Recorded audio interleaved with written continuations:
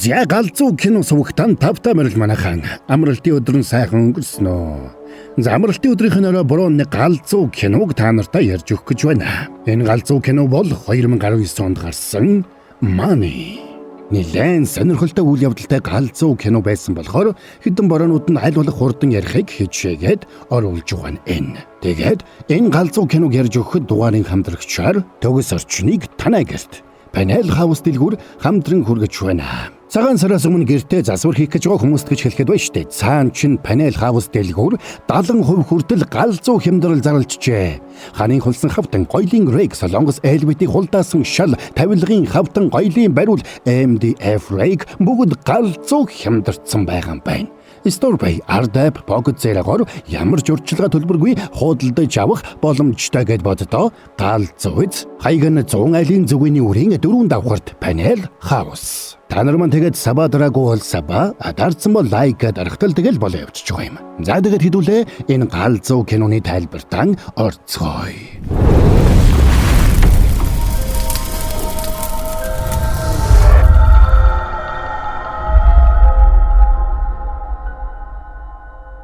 За Сөүлийн ёйдуу дүрэг. Өглөө бүр 10,000 хүн энэ жижигхэн арал руу нэг зорилгыг тэгээд яран ирцгэн.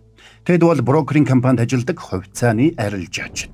Зөвхөн энэ дүрэгт өдөрт 7 тэрбум долларын гүйлгээ хийгддэг. Баян болох мөрөөдөл хэлсэн Ил Хёнж энэ дүрэгт ажиллаж эхлэх болсондоо туйлын баяртай байлаа. Тэрнийг ажилдаа очиход хилцээний дарга нь үл тоосон байдлаар хүлээж аваад төгссөн сургууль аргэрийн байдал зэргийг нь асууж шалгана. Тэгээд Ил Хёний эцэг их хөдөө бөөрөлцөгний ферм ажилуулдаг болохыг сонсоод тэрнийг бөөрөлцгөн гэж хочилдог. За ингээд тэр ойр зүрийг асууж уснаа тэрнийг Солонгосын хувьцааны индексийн кодыг бүгдийг нэг бүрчлэн цээжилсэн залуу гэдгээр нь таниад сонирхоод шалгаж үзнэ. Хан Ил төмөрлөг. Тэг 13 862. Хан Ян төмөрлөг. Тэг 7 246. Тэгвэл 203 тэг 20 ямар компани? Тэг 20 гэж байхгүй. Тэг 10 Хансон Бейкери, тэг 30 Үүрийн шопинг. Тэднийг ингээ ярилцаж байтал компани захирал хөгшин бөөн ирч хүч ханхлуулсаар орж ирлээ. Бүгдээрэнд нь өглөө нэмэнд. Та нар бол баасыг алт болгох чадaltaй хүмүүс. Тиймээс яарч байгаа үйлчлүүлэгчд дайм 1 секундын ч болов өмнө хариулт өг. Тэдэнд бүх хүчээрээ тусал. Тэгээд хамтдаа мөнгийг бухлаар нь тармуурдаж авцгаая. Хамтдаа арилжааны зах зээлийг орвонгоор нь эргүүлцгээе. За ингээд 9 цаг болж арилжаа нэгтгэхэд тэдний ажилч оволдож эхэллээ. Энэ бол Сөүл хотын номер 1 брокеринг компани DM Securities. Өнгөцгөн харахад тэдний ажил маш энгийн. Тэд бол хэрэглэгчдийн захиалгын дагуу хувьцааг худалдаж авах болоод зарахт нь тусалж, хувьцааны ашигаас нь шимтгэл авч ажилдаг хүмүүс. За тэгээд 6 цаг тасралтгүй оволдсны эцэст 15 цагт арилжаа хааж тэдний өдрийн ажил дуусаж тэдний тухайн өдөр олсон орлого хүн хүнээрээ жагсаад гарч ирнэ. Эхний өдөр мань Ил Хён нэгж арилжаа хийж чадсангүй. Хэдийгээр ажланд харсан ч хилцээний дарга тэрнийг дагуулад дараагийн ажилдаа ханцуу шамлан орлоо. Тэд ажлын бус цагаар томоохон харилцагчдтайгаа уулзаж, тэдэнтэй мэдээлэл солилцож, тэдний талаар янз бүрийн хэрэгтэй мэдээллүүдийг чадах чинээгээрээ цуглуулдаг байж. Тиймээс Ил Хён хилцээний дарга дагаж энэ чиглэлд ур чадвараа хөгжүүлэхээр шүн өдөргүй зүтгэж харилцагчдын мэдээлэл цуглуулж эхэлдэг. Тэр бүхэл уулзсан захирлуудынхаа яриаг мартахгүй тулд бичиж авахар дуу хураагууртай асаагур хүртэл худалдаж авчээ. Тэдний гол харилцагчид нь томоохон сангийн менежерүүд. Ил Хёний өөр нэг хамтрагчийг үүсэн гэдэг. Тэр бол Ил Хёний үеийн залуу боловч хамаагүй сүүхэтэ яриа хөрөөтэй нэгэн. Хамгийн гол нь үүсэн бол зүүн өмнөд Азтай томдорох үүсэн корпорацийн эзний хүү. Мань нөхөр яриа хөрөөтэй өөртөө итгэлтэй тэр бүхэл сакс тоглохтой хүртэл Ил Хёнаас илүү. Гэвч тэр хоёр тэр дороо сайн найзууд болцгооч. Тэр бүхэл үүсэн аавда хэлээд Ил Хёний аав ээж хоёрын фермээс 200 хайрцаг бөөрөлцгөн худалдаж авахулахаар тохирч өгчээ. Амралтын өдрөөрөө Ил Хён хөдөө очиод ээж аавынхаа фермдэр ажилладаг байлаа. Нэг удаа ээж аав дээр очиод аав нь илгэндээ бага хэмжээний хавдартай болсон гэдгийг олж мэдээд аав ээж хоёртой туслахыг их хүслээ. Тэгсэн аав ээж хоёр нь мөнгө хэмнэхийн тулд фермийнхэн бүх ажлыг өөрсдөө хийдэг байна.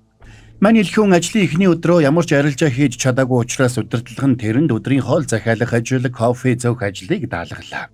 Гэвч Ил Хён арилжаа хийхийг их хүсэж байлаа.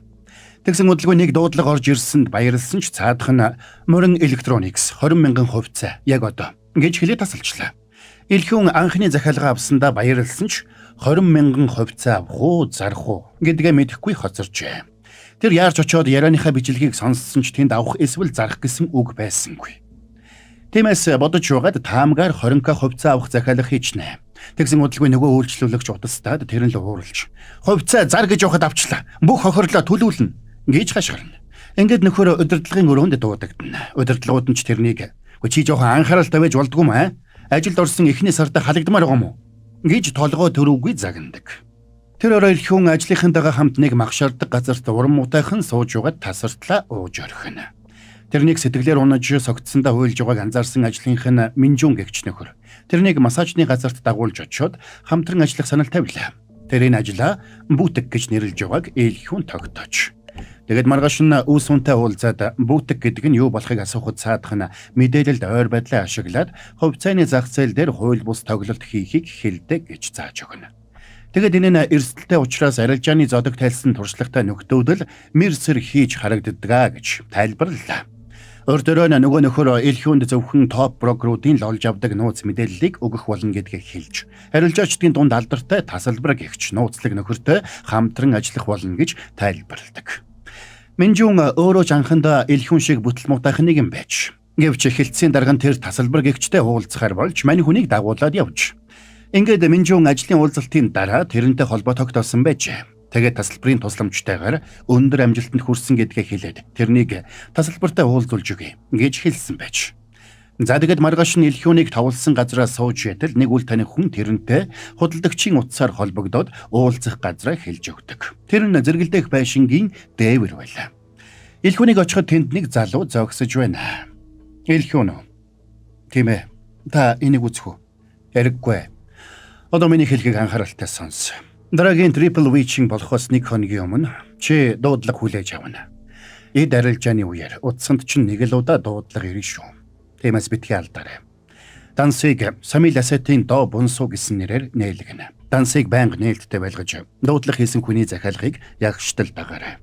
Гэж хэлээ тэрэнд энгийн гар утас өглөө. Ойлгомжтой биз? Арилжаа $50 сая байна. Ашиг нь 2 сая. Чиний хувь 500 мянга. Сарын цалингаас чинь 250 дахин их байгаа зү. Хэрвээ чи сайн ажиллавал энэс ч дэшилж болно. Надад итгэлцэл хамгийн чухал. Тиймээс бизнесийн нууцаа чандлан хадгалаарай да. За ингэ товлсон өдөр болоход ээлхүүн ч нөгөө хүнийх нь нэр дээр арилжааны данс нээжхэд хүлээж эхэллээ. Тэгсэн үнэхээр дансанд нь $50 сая ороод ирлээ. Энийг нь мэдсэн хилцэнх нь хууччулна гайхаж баярлцгаана. Тэгсэн утсанд нь дуудлага ирлээ. Хонх дуурахаас 1 минутын өмнө 13,000 сприд гарч ирнэ. 8,000-ыг нь лаваарай. Бидхи мартаарай. 8,000 шүү. Манай илхэн гайхсан ч ажлынх нь Минжун тэрнлүү мессеж бичиж захиалагчийн хэлснээр ягштал хийхийг сануулдаг. Учир нь спред голдуу 100 орчимд хэлбэлцдэг байж. Тэгсэн 13,000 гэдэг бол нэг хүн маш том алдаа гаргана гэсэн үг байлаа. Магадлал бага учраас илхүүний гайхаад хүлээж үдэл үнэхээр 13,000 спред гарч ирлээ. Ингээд илхүүн шааралтай ажиллаж 8,000-ыг авахар хижээж эхэлдэг. Энэ үеэр тэрнийг сэжигтэй гүйлгээ хийж байгааг анзаарсан захирал нь гарч ирээд тэрнийг хинээс ямар захиалга авсныг лавлж залгасан дугаарлуу нь эргүүлээ залгахад нэг нөхөр утсаа аваад би захиалга өгсөн юм аа. Эд арилжааны үеэр бити саадлууд бай гэж загнасанд захирал нь ч утсаа тасалчлаа. Тэгсэн тэр нөхөр жинхэнэ арилжаач юм биш. Арилжаачны дүрд тоглож байгаа жирийн нэг хүн байж таарна. Үгүй ийм том дүнтэй арилжаа хийхдээ зөвлөлтгүй яасан. Та л өөрөө харилцагч захиалга өгсөн бол шууд биелүүл битгий бод гэдэг үстэй. Тэгээд ч танаас асууж байтал захиалгаа биелүүлж чадлагүй алдчих байлаа шүү дээ. Би илхүүнийг данс нэгтэн тусалсан юм аа. Бас бүх процесс дээр нь дэмжлэг үзүүлээд явсан болохоор асуудал гарахгүй хаа. Дараа нь Минжун илхүүнтэй хамт 0 орохдоо ихний ажилчин миний санснаас илүү том байна шүү. Томроод ирэхээр хэн чамаг ийм болгосныг битгийл мартаарай да гэж хэлчихэд яваад өгнө. Илхүүнч арилжаа амжилттай болох хэсгэд эргэлзэж санаан зовж байлаа. Удалгүй Хонконгийн нэг банк авсан хувьцаагаа бүгдийг нь зах зээлийн хамгийн доод үнээр зарсан учраас илхүүний арилжаа амжилттай болж илхүүн $2,650,000 ашиг олж байгууллага тэргүүлдэг. Оройн илхүүнийг тасалбартай уулзахад цаадах нь тэрний нэр дээр Багамын арал дээр офшор данс нээж тийшээ мөнгийг нь хийсэн гэдгээ хэллээ. Тэгээд нэг хэсэгтээ томоохон худалдан авалт хийж хэрэггүй.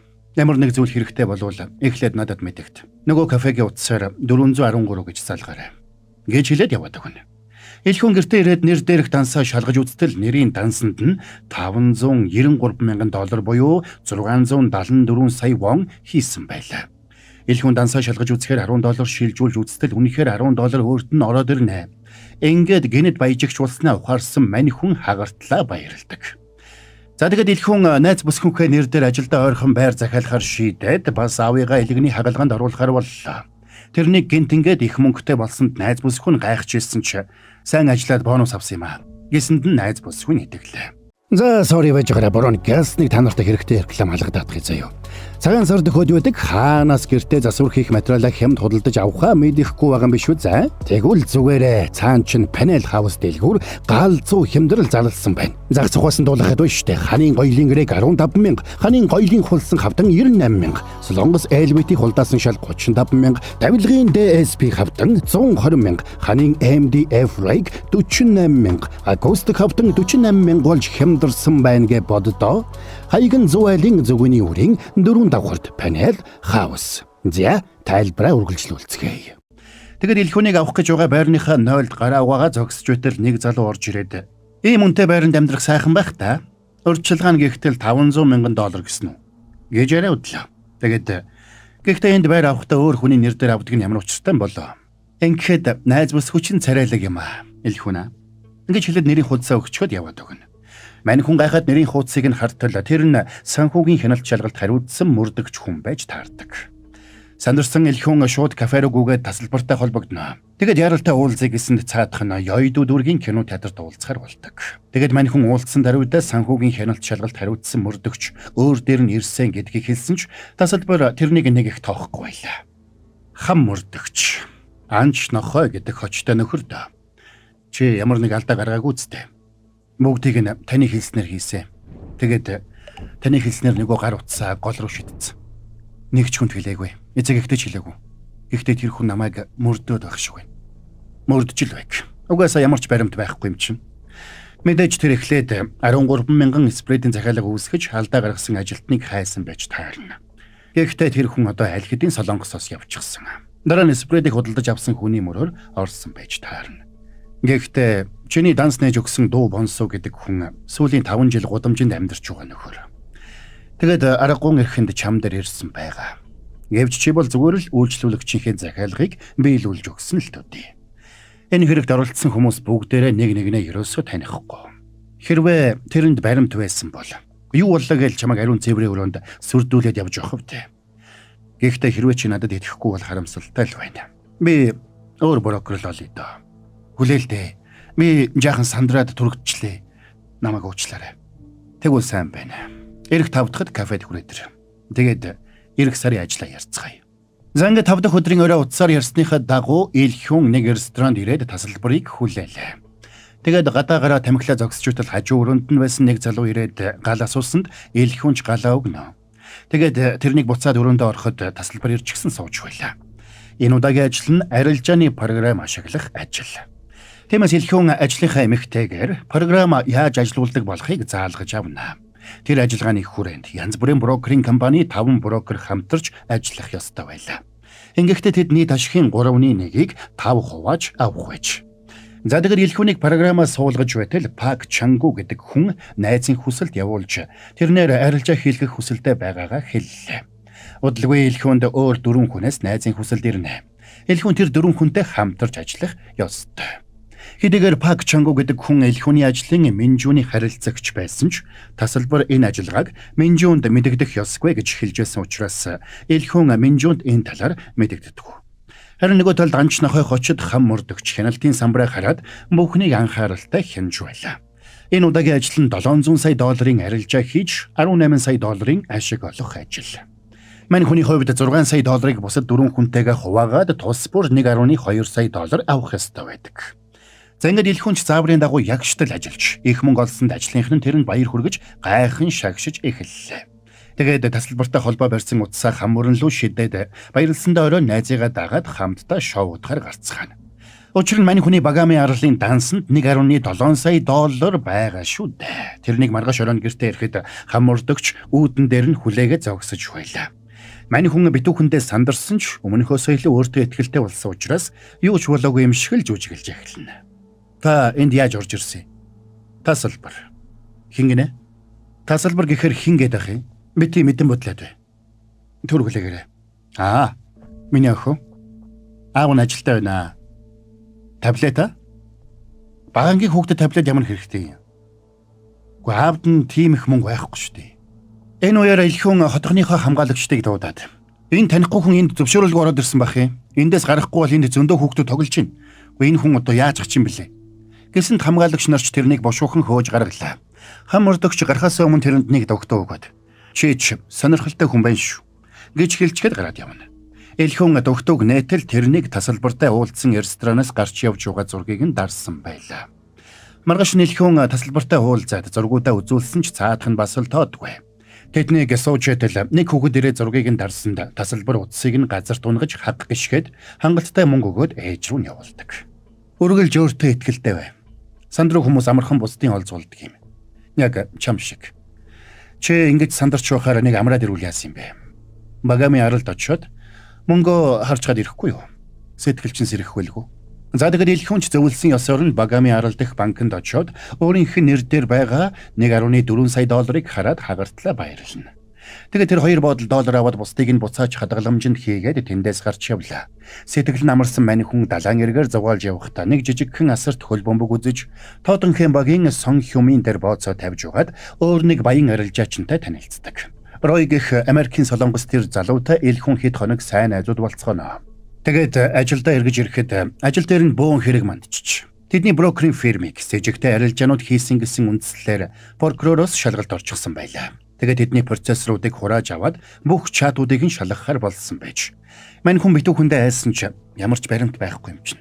Гэж өөрийгөө тайвшруулна. Компанийн дотоод аудит тэрнийг байцаасан ч мань хүн надад харилцагчийнхаа шийдвэрт эргэлзэх хэрэг байхгүй.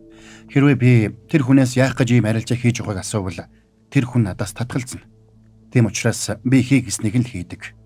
Тэгэд ч би энэ компанид орсноос хойш $70,000 ашиг оруулж өгсөн. Хэрвээ энийг гэмт хэрэг гэж үзэж байгаа бол би шийтгэлээ хүлээхэд бэлэн байна. Гэсэнд цаадуул нь хэлэх үггүй болцгоолоо. Тэгсэн удалгүй тэдний байгууллагын чатуудаас олон нийтэд задарч эхэлнэ. Ингэхдээ элхүүний ажлын Минжүүний ажлынхаа эмэгтэйтэй явуулсан гэдгийг батлах зургууд сошиалор тарж эхэлсэн байна. Энийг мэдсэн Минжүүний жирэмсэн эхнэр ажил дээр нь ирж нөгөө эмэгтэйг үстэж бөөн үмэн дэгдээлээ. За тэгэд Минжүүн ч ажилласаа халагдана. Элхүүнийг өөрөөс нь нууцаар тасалбартай хамтарч байгааг мэдчихсэн Минжүүний шар хөдөлж тэрэн дээр очиод хэрүүл үдсэн ч мань хүн мэдэн бодилж. Гэхдээ энэ бүхэнд та өөрөө л буруутай штэ. Гэсэнд Минжүүн ч хэлэх үггүй болоод уурандаа гараад явчлаа. Дараа нь элхүүний ажлын эмэгтэй СУ-ний зургууд тарж тэрнийг хамтрагч сангийн менежерүүдтэйгээ явуулдаг гэсэн цуу яриад харлаа.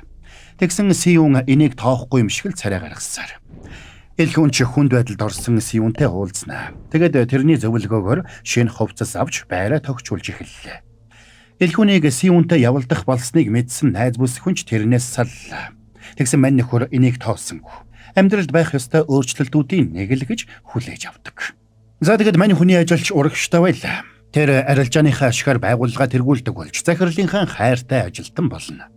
Аав ээжтэй үнэтэй тавилга авч өгч фермд нь ажиллах ажилчид хөлсөлж өгчээ.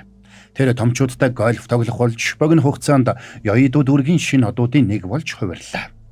Нэг шөнө тэрнийг унтчитэл удсан дуурч BK Investment-ийн Бэг Жомпил гэгч хүн залгаад одоо уулзыг ихт нь мань хүн удсаа тасалчихна. Тэгсэн маргааш нь тэрэн дээр цагдаа нар ирээд байцааж эхэллээ. Учир нь нөгөө залгсан Бэг Жомпил хам мөрөнлөө үсрээд амиа хорлсон байж. Тэгсэн тэрний хамгийн сүүлд залгсан хүн нь Ээл хүн байлаа. Мань хүн ч мэдэн бодлоод утсаар тоглож байна л гэж бодсон гэж хэллээ.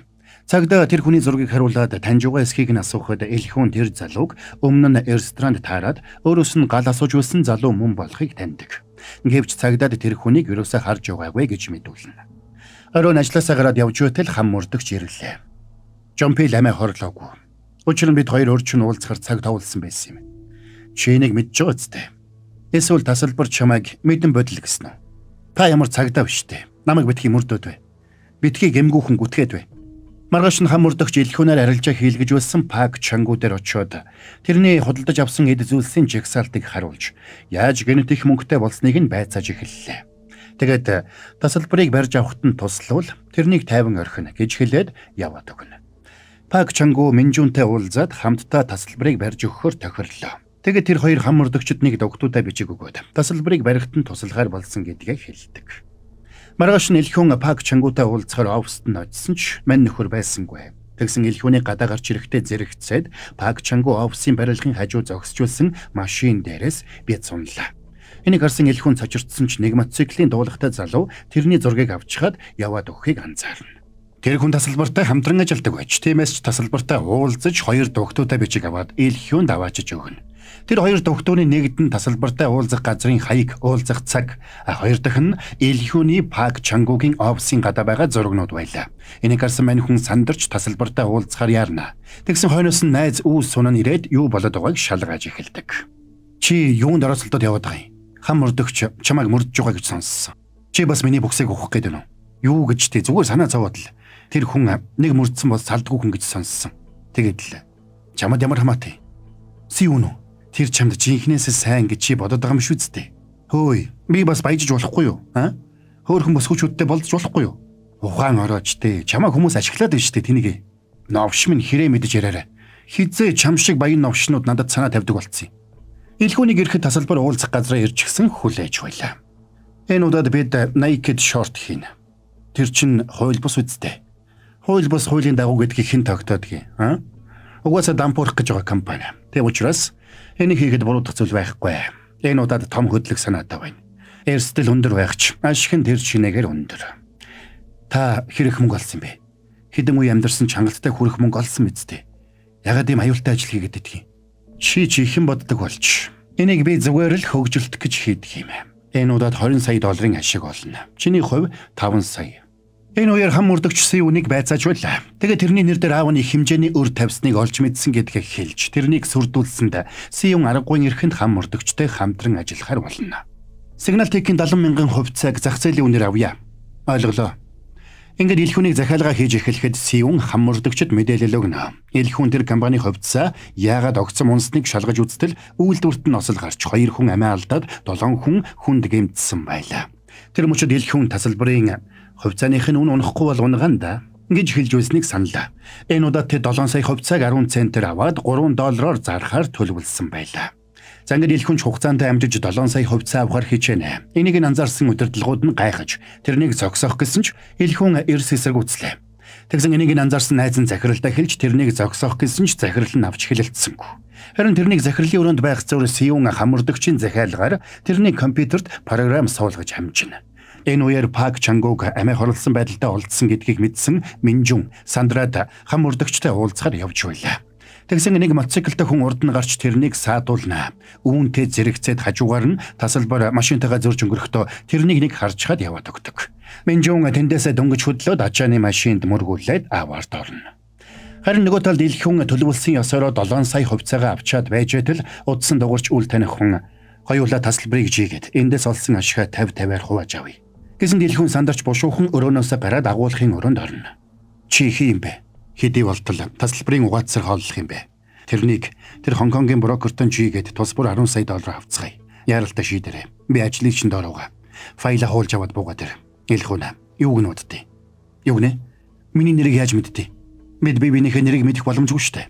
За ингээд сандарсан элхүүн ажилласаа гараад хар хурдаараа зүгтаасанд хам мөрдөгчийн хүмүүс ч араас нь хөөж эхэллээ.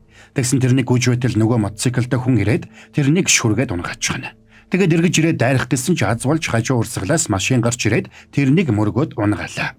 Тэр хүн өөрийг нь алах гэж байгааг ойлгосон элхүүн хар хурдаараа зүгтаасаар нөгөө кафедаа ирж тасалбартай холбогдсонд цаадхан нэг эмнэлэгт уулзахаар цаг товлно.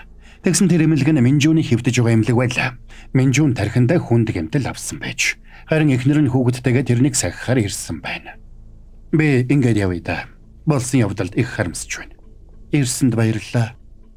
Сая арилжааны үеэр чам руу залгсан нөхөр бол хам мөрдөгчийн хам саатан. Хонконг дахь брокер руу бас чамтай адил санал тавьж ярьсан байна лээ. Өөрөөр хэлбэл энэ мэдээллийг хэн нэгэн задлсан гэсэн үг. Би гинтийн өөрчлөлтөд дургүй. Гинтийн өөрчлөлт оруулах гэж оролцсон хүмүүстэй хатуу тооцоо боддог. Тэр мөчид тасалбар Пак Чангу Минжун хоёрын аминд хүрсэн гэдгийг элхүүн ойлголоо. Тэгээд өөрийгөө гарах аргагүй шавард суусан гэдгээ элхүүн мэднэ. Тэдний дараагийн ажил нь дампуурхад ойрхон болсон томоохон корпорацийн хувьцаа байлаа. Тэд хувьцааных нь үнийг унгах ажлыг аль хэдийн хийж гисэн байж. Тэгсэн тэр корпорац нь Үүсүн Интернэшнл байж таарна. Өөрөөр хэлбэл элхүүний найз Үүсүний аавынх нь корпорац байлаа. Аав нь чинь хагалгаа эх 7 хоногт үздэй. Би аав руу чинь чаг мог явуулсан. Аав чинь их ганцаардсан харагдж байна лээ. Чи очиж амжидгүй юм бол ядаж ойрхон утсаар ярьж байгаач. Энийг сонссон элхүүн тасалбар аав ээжийг нь барьцаалж байгаа болохыг ойлгоно. Тэгээд оройн шууд аав ээж хоёр дээр очлоо. Тэгсэн эмнэлэгт хүртэл нэг залуу тэрнийг дагаж иржээ. Маргааш нь хам мөрдөгч тэдний оффист ирээд тэдний компьютеруудыг битүүмжилж аваад элхүүнийг байцааж эхэллээ. Ингэхдээ тэр сүүлийн үед амиалдсан брокеруудын нэрсийг харуулад бас ийсүүнээр дамжуулж элхүүний хийсэн бүх арилжааны баримтуудыг хуулж авсан гэдгээ хэлдэг. Тиймээс тасалбарыг барихад нь тусал гэж шаардна. Тэгсэн мань хүний утсанд Үүсүн International корпорацийн захирал нас барсан тухай мессеж ирдэг. Тэрнийг ч бас тасалбар цааш нь харуулсан болохыг ойлгосон элхүүн самбар руу очиод тэнд байгаа найзынхаа зургийг хараад хэсэг зогслоо. Тэндээс гараад аавынхаа оршуулгыг зохион байгуулж байгаа найзыгаа алсаас харахтаа элхүүн дотроо нэг зүйлийг төлөвлөдөг. Тэгээд тэндээс шууд тасалбартай уулзахаар явна. Тэд таныг барьж өгвөл миний бүх хэргийг цагаатгах гэсэн. Тэгээд чи цагдаа нар дагуулад ирсэн юм уу? Эсвэл хувцсандаа сонсох төхөөрөмж суулгаад ирсэн юм уу? Ингээд тасалбар өөрт нь итгэхгүй байгааг ойлгосон элхүүн бүх хувцсаа тайлж байсан лу шидлээ. Тэгээд тасалбар тэрэнд дараагийн ажлын талаарх мэдээллийг өгнө. Энэ удаад тэд 30 сая долларын ашиг олохоор шийдсэн байна. Тэгээд энэ ажлын дараа хэсэг завсарлахаар бас шийджээ. Элхүүн шүнжин элдвийг бодож эцэст нь найз дээр очихоор шийдлээ. Найз нь ажлаасаа гараад өөр жижигхэн брокеринг компанид ажиллах болсон байна. Хөөе, залуу. Хамт кофе уухгүй. Өөрийнхөө нэртэй компанид ажиллахгүй байсан юм уу? Чамд өөр хэлэх юм байхгүй юу? Намайг уучлаарай. Хэрэг мэдэж яргэ үсттэй. Надад яриад ах зүйл байхгүй. Маргааш арилжаа нэгтгэхэд Үүсүн International-ийн хувьцааны ханш өсөх болно. Намайг үнэхээр уучлаарай. Чи надад ганцхан удаа итгэжтэй хөө. Би танай аавын корпорацийн хувьцааг бүгдийг нэг дор худалдаж авна. Хонх дуурхаас өмнө энийг хийж чадвал үйлчлүүлэгч маань 30 саяг болно. Угаасаа дампуурж байгаа компани. Та нар дураараа л болцгоо. Аавгах маань компанийг хятадуудад зарах гэж байгаа. Байдал хэцүү байгааг ойлгож байгаач. Компани энэ удаад хятадуудад зарж болохгүй. Оронд нь би худалдаад авчи.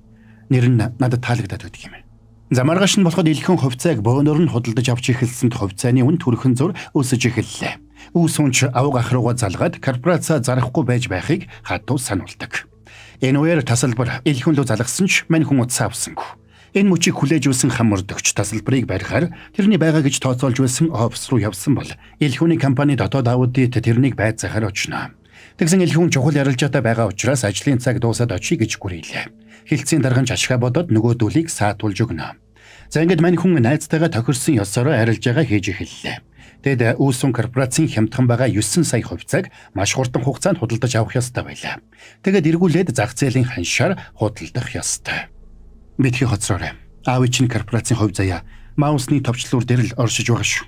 Тэдний хувьцааг худалдаж авах захиалгыг элхүүн Багами арал дээр танилцсан арилжаачин Ройор дамжуулаад хийлгэхээр тохирсон байж. Учир нь элхүүн Ройд өөрийн офшор дансанд байсан 7 сая орчим доллараар шилжүүлж захиалга өгсөн байжээ. Ингээд бүх арилжаа амжилттай болсонд дотоод аудитынхан тэрнийг дагуулад авч явлаа. Энэ үеэр тасалбарын илгээсэн хүн элхүүн дээр ирсэн ч лифтний үүдэнд зориод элхүүн явдаг. Хамардагч болон тэрний залуус тасалбарын байсан офис дээр ирсэн ч тасалбар тэндээсээ явчихсан орондоо өөр хүн суулгацсан байлаа. Харин нөгөө талд дампуурах гэж байсан Үүсүн корпорацийн захирал олон нийтэд мэдээлэл хийж бидэнд итгэл үзүүлсэн хувьцаа эзэмшигчдийн итгэлийг алдалгүй сайн ажиллах болно гэж амлалт өгч байлаа. Хажууд нь элхүүний найз Үүсүн зогсно. Тэр аавынхаа байгуулсан компанид удирдах ажил хийхээр сэтгэл шулуудсан нь тэр байлаа. Энэ удаагийн ажиллагаа бүтлгүйдснээс болоод тасалбар хүнд байдалд оржээ. Тэм учраас элхүүнтэй метроны буудалд уулзахаар боллоо. Чи маш том алдаа гаргалаад уучлаарай. Мейжер хувьцаа эзэмшигч нь хувьцаагаа зараагүй болохоор би том хөдлөх гээд тэгсэн дотоод аудитынхан ирээд тэгээд л намайг уучлаарай. Надаас болоод 30 сая доллар алдсан чинь би маш их харамсаж байна. Би гинтийн өөрчлөлтөд дурггүй гэж хэлсэн байхаа. Та их мөнгө олсон байж 30 сая дээр ингэж уурлаад байгаа юм уу? Яадаг ч байлаа гэсэн. Чи хариуцлага хүлээх л болж тэ. Яаж? Намайг бас алах юм уу? Намайг ашиглаад дууссан болохоор би бас алга болох ёстой байх те. Бэг Чомпил, Пак Чангу, яа Минжун шиг үү? Эсвэл би зүгээр л энэ зам руу өсрээд амиа хорлсон мэт болох уу? Арай энд террор халтлага үлдэхгүй зү. Чи ч бас галзуу төсөөлөх юм аа. Тэгтлээ их анхаарал татах гэж оролдох хэрэг надад байхгүй. Намайг баримтлуулах гэж оролдсон анхны хүн нь чи биш. Би өмнөх хүмүүсийг бүгдийг нь алсан. Урам хугарч байна. Хоёулаа сайн хамтрагчд болж чадах байлаа. За ингээд тасалбарыг явахад ил хүн хойноос нь дагаад чи чаддсан бол намайг одоо алчгаач гэж хашгирсан ч метро ирж хүмүүс бужигнж эхэлсэн учраас тасалбарч тэдний дунд ороод харагдахгүй боллоо. Энийг харсан ил хүн цүнхнээсээ бэлэн мөнгө гаргаад цацсанд тэнд зогсчихсэн хүмүүс бүгдээрээ доошоо суугаад мөнгийг түүж эхэлцгэн. Ганцхан тасалбар л тэнд басаагаараа үлддэг. Тэгсэн энэ үмэн дундуур нөгөө залуу ирж хажуугаар нь зөрөхдөө ил хүнийг хутгалчаад яваад өгнө. Ил хүнч мөчөөгөөгүй залуугийн хөлнөөс зуурсанд амжиж ирсэн цагдаа нар тэрнийг барьж авлаа. Тасалбар энэ үеэр метронд суух гэсэн ч урдаас нь хаммурдагч ирээд тэрнийг баривчлахаар хууль уншиж эхэлнэ. Метроноос хоцроо очих юм аа. Юу гэнэ? Танд ямар ч баримт байхгүй үстэй. Хаммурдагч. Энэ үеэр ил хүн арайхийн өндөж босоод дуу хураагууртай асаагуураас тасалбартаа ярилцсан бүх яриагаа сонсгож эхэлнэ. Мэд хоёрын 2 жилийн хугацаанд хийсэн яриа. 1470 минутын урт 89 бичлэг байгаа. Он сараар нь жигсааж холбогдох гүйлгээнүүдийг хавсрагсан файл бэлтцээ. Чи энэ бүх бичлэгийг хийж авсан юм уу? Брокер хүний хувьд үйлчлүүлэгчийн үг бүр нь алт байдаг юм да. За ингээд тасалбар аргагүй болсон тэр илүүний шархыг алчуураараа дарж өгөөд хоёулаа дараа дахиад уулзахын тулд чи энэ удаад өгөж болохгүй шүү гэж хэллээ. Ингээд хаммурдагч тэрнийг баривчлаад явахдаа зэрэгцээд ил хүнч сэмхэн метронд суугаад явлаа. Метронд суусан хойно хаммурдагч тэрэн лүү залгана. Хөөе, навшоо. Чи хайж чуу? Яава, явж болохгүй мүү? Чи чинь гэрчийн мэдүүлэг өгөх ёстой шүү дээ. Гэрчийг маш амархан яллагдагч болгодог талаар би уншиж байсан. Гэхдээ би цаг нь болохоор очноо. Бидний санаа зов. Би хамгийн ихний 2 утаснаас бусад бүх утсаа хадгалцсан. Тэр 2 утас хэрэгтэй бол хам мөрөнд шумбаж болно шүү. Холбогдох баримтуудыг бүгдийг нь метроны буудлын хайрцагт хийцэн байгаа. Бас охинд ч зариулаад таблет авсан байгаа шүү. Миний бэлэг гэж бодоорой. Харин нэг гуйх зүйл байна. Та тэрнээс нэг зүйл асуугаад өгөөрэй. Тэр их мөнгөө юунд хэрэглэх гэж байсныг нь. За ингээд шархтаж цусаа гойжуулсан мань хүн метронд суугаад явснаар кино маань конец фильм. Нэгэн ард хідэндэг байх нь надад тийм сонирн бишээ. Зүгээр л баян байхад л хангалттай. Зяйнд хүрээд энэ галзуу сонирхолтой Солонгос киноны тайлбар маань дууслаа. Яахын аргагүй яригдах ёстой галзуу кино мөн байсан байц. Та нарт маань ямар санагдав да? Бороод нь бол үнэхээр галзуу л байлаа. За тэгээд мөн борогийнхэн тайлбар ойлгомжтой байж таалагдсан бол та нар маань энэ киног та нарт ярьж өгөх боломжийг олгосон Panel House-д баярлалаа гэсэн комментиг үлдээгээрэй. За тэгээд магадгүй гэртээ засвар хийх гэж байгаа галзуу кино сувгийн үзэгчид та нар маань Panel House дэлгүүрээр нэг ороод гарцгаан үз.